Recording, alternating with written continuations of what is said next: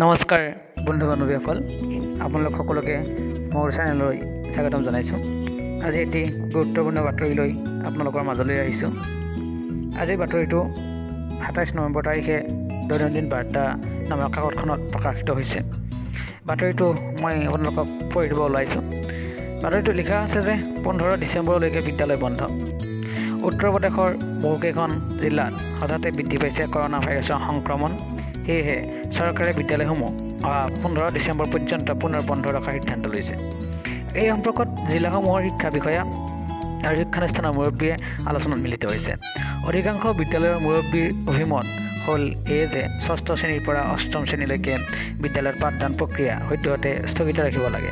নৱম শ্ৰেণীৰ পৰা দ্বাদশ শ্ৰেণীলৈকে পাঠদান চলি আছে যদিও উপস্থিত সংখ্যা তেনেই নগণ্য। অভিভাৱক আৰু ছাত্ৰ ছাত্ৰীয়ে এতিয়া অনলাইন পাঠদানত অভ্যস্ত হৈছে আৰু বিদ্যালয়লৈ নহাকৈয়ে ঘৰৰ পৰা পাঠ গ্ৰহণ কৰিবলৈ আগ্ৰহী হৈছে। গতিকে অহা ১৫ ডিচেম্বৰ পৰ্যন্ত বিদ্যালয়ৰ পাঠদান বন্ধ ৰখাৰ সপক্ষে শিক্ষানুষ্ঠানৰ মুৰব্বীৰ লগতে অভিভাৱকসকলেও সন্মত হৈছে।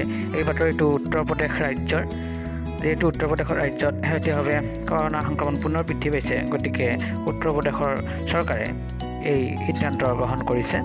গতিকে বন্ধুসকল, আপোনালোকে ভিডিঅ'টি ভাল পালে নিশ্চয় আমাৰ চেনেলটো লাইক, শ্বেয়াৰ আৰু ছাবস্ক্ৰাইব কৰিবলৈ নাপাহৰিব।